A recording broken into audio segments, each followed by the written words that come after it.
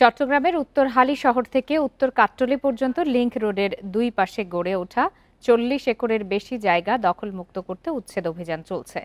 সকালে জেলা প্রশাসন, পুলিশ, সেনাবাহিনী সদস্যদের সঙ্গে নিয়ে এই উচ্ছেদ অভিযান পরিচালনা করছে পানি উন্নয়ন বোর্ড। বান্ডেল থাকলে প্রতি সেনমানিতে টাকা বাঁচবে। বিকাশ সেনমানি বান্ডেল কিনে জিতুন প্রতি লেনদেনে। গত ৫ দশক ধরে এসব জায়গা দখল করে অবৈধ স্থাপনা তৈরি করে ক্ষমতাসীনরা। এর আগে বেশ কয়েকবার উদ্যোগ নেওয়া হলেও নানা বাধায় উচ্ছেদ অভিযান চালাতে পারেনি পানি উন্নয়ন বোর্ড। ৩ দিন ব্যাপী এই অভিযান আগামী মঙ্গলবার পর্যন্ত চলবে।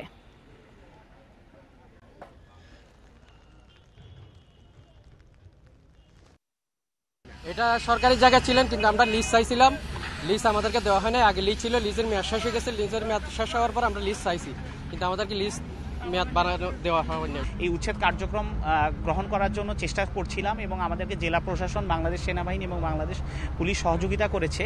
আপাতত কার্যক্রম আমরা 3 দিনের জন্য টেক আপ করেছি। তবে উদ্ধার অভিযানের সর্বশেষ তথ্য জানাতে এই মুহূর্তে সেখান থেকে যোগ দিয়েছেন সহকর্মী আব্দুল্লাহ রাকিব।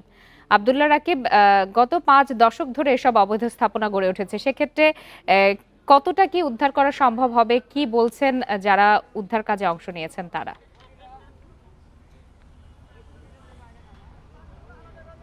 সেটি আসলে আমরা দেখি সরকারি সংস্থাগুলো নানা ধরনের ডাকঢোল পিটিয়ে যে উচ্ছেদ অভিযানগুলো পরিচালনা করে, সেগুলো আসলে কয়েকদিন পরে আবার বেদখল হয়ে যায়। সেটির চিত্র আমরা নানা সময় দেখেছি। আজকেও যখন এই উচ্ছেদ অভিযান পরিচালনা করা হচ্ছিল, তখন এখানকার যারা মানুষ এবং গণমাধ্যম কর্মীরাও, এখানকার যে কর্তৃপক্ষ ছিল, জেলা প্রশাসন এবং পানি উন্নয়ন বোর্ড, তাদের কাছে আসলে প্রশ্ন করেছিল যে তারা আসলে এটি কতটা রক্ষা করতে পারবে। তারা বলছেন যে আসলে তাদের যে সীমিত জনবল দিয়ে তারা সবসময় চেষ্টা করেন, কিন্তু যারা দখল করে আসলে তাদের রাজনৈতিক চাপ এবং নানা ধরনের ক্ষমতার কারণে সেটি আসলে তাদের সবসময় পেরে ওঠে না। তবে এবার যে অভিযানটি চালানো হচ্ছে পানি উন্নয়ন বোর্ড থেকে, আজকে থেকে যেটি শুরু হয়েছে, আগামী 3 দিন চলবে। তারা বলছেন তারা এইটি পুনরুদ্ধার করে এখানকার যে তার কাটা দিয়ে ঘেরাও দিয়ে সেই কাজটি তারা করে দিচ্ছেন। আমরা এখন দেখছি আসলে এই যে অংশটি সকাল থেকে যে মিনি স্টেডিয়ামটি ছিল, এখানে যেটি আগে সিটি মেয়র মঞ্জুর আলম দখল করে রেখেছিলেন, তার পাশে আরেকটি জায়গা যেটি ওয়াসার একটি সুয়ারেজ প্রকল্পের জন্য নির্ধারণ করা হয়েছিল, সেইখানেও আসলে অভিযানের পর একেবারে শূন্য করে ফেলা হয়েছে এবং চারপাশে যে সীমানা দেয়াল ছিল সেগুলো ভেঙে দেওয়া হয়েছে। এবং এখানে আমরা দেখেছি একটি খাল রয়েছে, ছোট খাল, সেই খালের উপর দিয়ে আসলে ব্রিজ করা হয়েছিল, সেটিও আসলে খুলে নেওয়া হচ্ছে। আমরা দেখছি শ্রমিকরা সেই কাজটি করছেন।